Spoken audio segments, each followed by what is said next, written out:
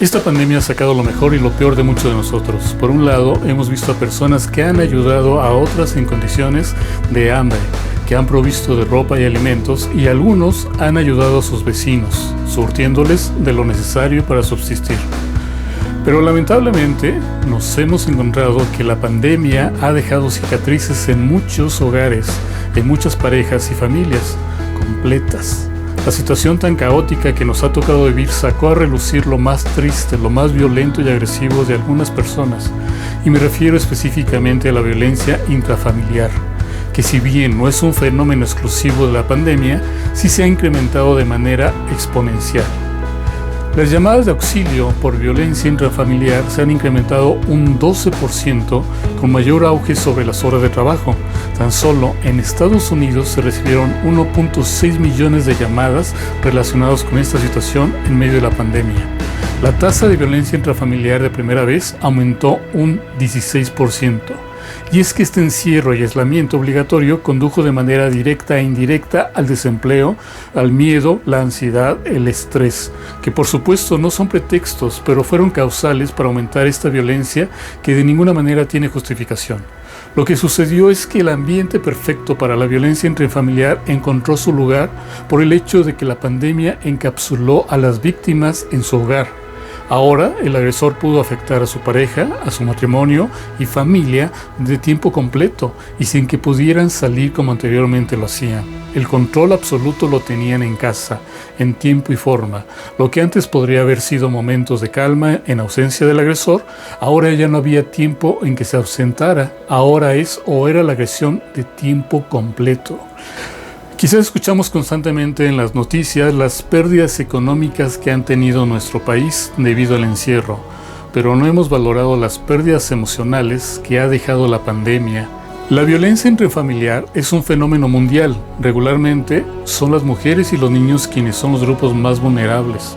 Pero el problema puede ser que algunos de nosotros no nos hemos dado cuenta de que somos víctimas o peor aún, que somos los agresores en esta violencia.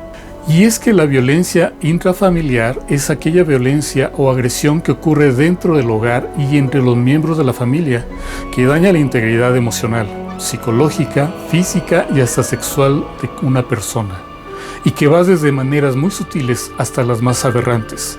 Existen 3 tipos básicos de violencia intrafamiliar, ya sea entre la pareja o de los padres a los hijos, y en algunos casos de los hijos hacia los mismos padres.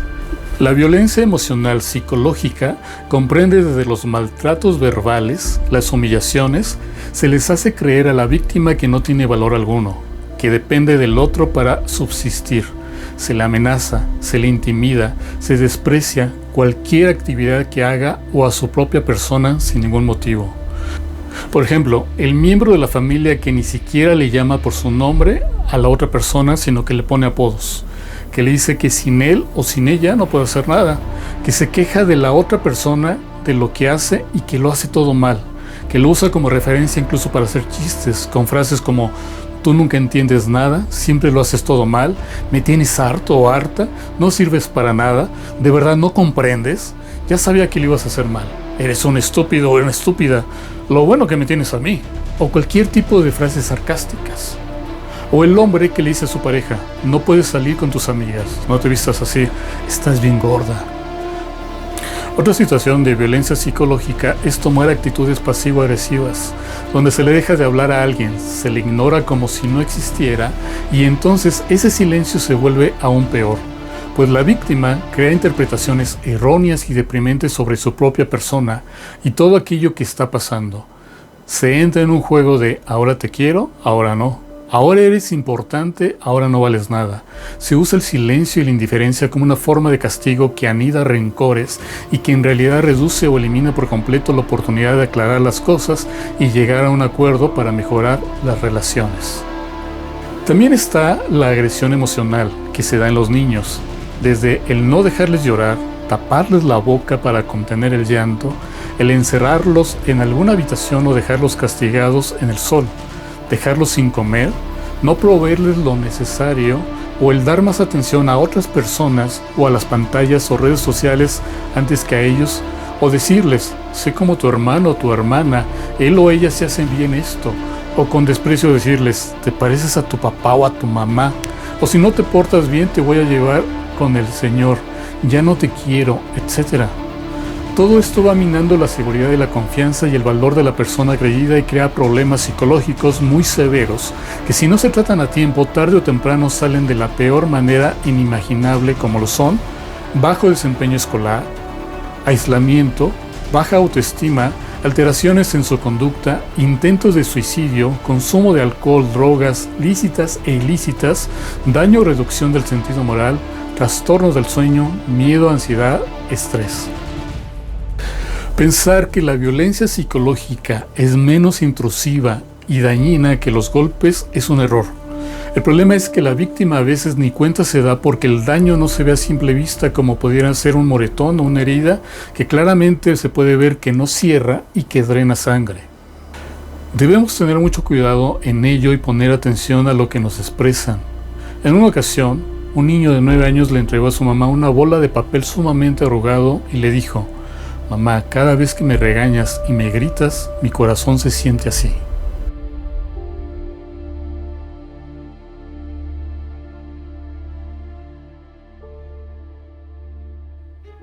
La violencia física es la que involucra la fuerza, desde empujones, el presionar el brazo, la muñeca, el jalar la oreja, el cabello, hasta los golpes y o quemaduras, dejando o no heridas, ya sean leves, moretones, fracturas o hasta el intento de quitar la vida.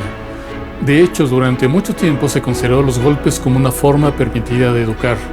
Desde el dicho de la letra con sangre entra, hasta las nalgadas, el chanclazo, el pellizco, hicieron que muchos desde chicos aceptaran la violencia física como una forma de educar e inclusive de manifestación de amor.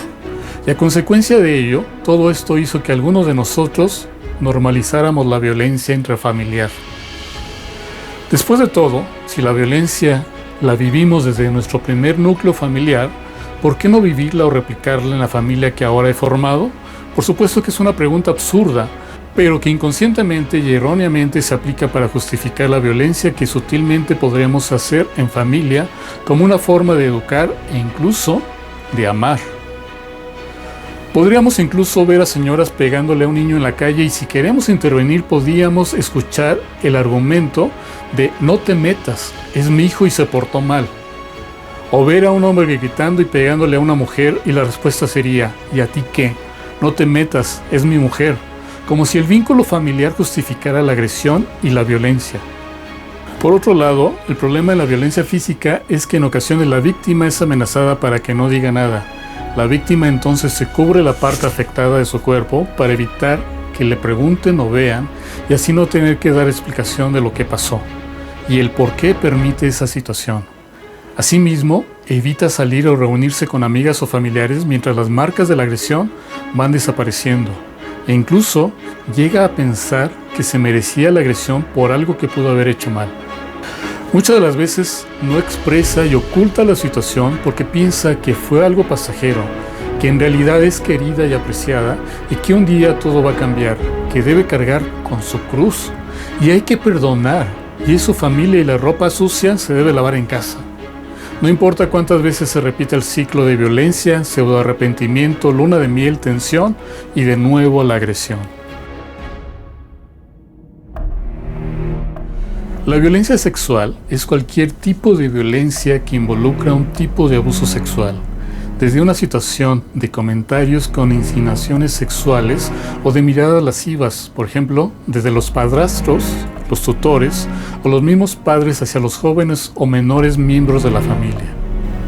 Puede ser también caricias y tocamientos sexuales o el tener relaciones sexuales con la pareja de manera forzada, la proposición constante o el llevar a cabo situaciones y actos sexuales incómodos para la pareja. Los tipos de violencia no significa que una sea menos que la otra, todas son dañinas en su propia dimensión, y ninguna de ellas jamás será justificada. Todo lo anterior es violencia, no hay otra palabra para describirlo y ninguna persona tendría que pasar por ello, cada uno tiene un valor tan solo por el hecho de existir. Nadie está ni debe sentirse por encima de alguien más. No puedes permitir que una persona, sea quien sea, te agreda o te genere violencia. Y al decir esto no significa que debes de responder de igual manera, no. Se trata de que busques ayuda profesional, que entiendas en qué situación estás y qué es lo mejor para ti y para tu familia. Aceptar y normalizar estos tipos de violencia con el propósito consciente o inconsciente de preservar el matrimonio y la familia, en espera de que un día las cosas cambien y que todo el amor lo va a cambiar, es vivir una ilusión. La realidad no puede negarse. Desgraciadamente, el concepto de violencia que se acepta y se fomenta en algunas familias se distorsiona en cada uno de los miembros de la siguiente manera. Por ejemplo, la violencia se puede utilizar siempre y cuando se disminuya o se resuelvan los conflictos. Falso. Los derechos humanos deben ser respetados a menos que exista una razón que lo impida. Falso. La violencia la ejerce la persona que tiene autoridad. Falso. La violencia es una consecuencia que se obtiene de hacer las cosas mal. Falso. La violencia es un método adecuado para el aprendizaje. Falso. Los padres o la persona que te ama tiene derecho a gritarte, maltratarte, golpearte, abusar de ti. Falso. Es mejor callar ante la violencia para no empeorar la situación. Falso. Por otro lado, si tú has sido la persona agresora, por supuesto que debes de pedir perdón y cambiar la situación. Quizás no eres consciente del grado de violencia que has ejercido en tu familia y las afectaciones psicológicas que se han generado. Debes entender y aceptar que se requiere ayuda profesional. Los trastornos violentos no se quitan de la noche a la mañana.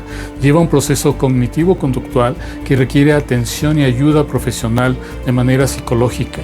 Por supuesto que requieres un apoyo emocional de algún familiar, algún amigo, pero la ayuda de un psicólogo o psicóloga es sumamente importante. Así como cuando sufres una herida y te das cuenta de que te duele, que no cicatriza y que tienes que acudir con un doctor para que te dé el tratamiento adecuado, de igual manera, en lo que respecta a nuestro aspecto emocional y mental, tenemos que hacerlo, porque los conceptos erróneos de la justificación de la violencia a veces están tan anidados en nuestro ser que darnos cuenta de ello y dar el cambio para dejar de ser víctima o victimario no es como subir o bajar un apagador. Es un proceso bastante complejo, pero que de ninguna manera es imposible, siempre y cuando exista la disposición a cambiar. Si en cambio, si tú estás sufriendo la violencia en cualquiera de sus tipos, no la permitas más. Pensar que la violencia psicológica es menos que la física y sexual es un error. Por supuesto que cuando la violencia es constante, lo mejor es no permanecer ahí. No dejes que tu familia la sufra. Es necesario marcar distancia y tomar cartas en el asunto. Puedes acudir a dependencias u organismos especializados para la atención de víctimas. La familia debe ser un lugar seguro, de paz, comprensión y, por supuesto, lleno de amor. Dejar que todo esto haga mella en nuestro hogar crea una bola de nieve que en ocasiones es muy difícil de parar. Tu bienestar en todos los aspectos es sumamente importante. Lo que no afrontamos y resolvemos solamente reduce nuestra personalidad, la somete y nos hace ser lo que en realidad no somos. Eres tan valiosa, tan valioso y la vida tan maravillosa como para que tengas que vivir así. Hay mucho por disfrutar, por admirar, por desarrollarte, por vivir. No dejes que una mala percepción de lo que no eres se quede en ti. Tú no eres ninguno de esos conceptos negativos que te han hecho creer a través de la violencia intrafamiliar. Tú eres y serás todo aquello que impulses de manera positiva y que en la misma medida se proyecte hacia los demás. Te invito a que puedas compartir este video. A veces no sabemos a quiénes podemos ayudar con este tipo de reflexiones y lo que personas pueden estar sufriendo en silencio. La violencia no es un juego.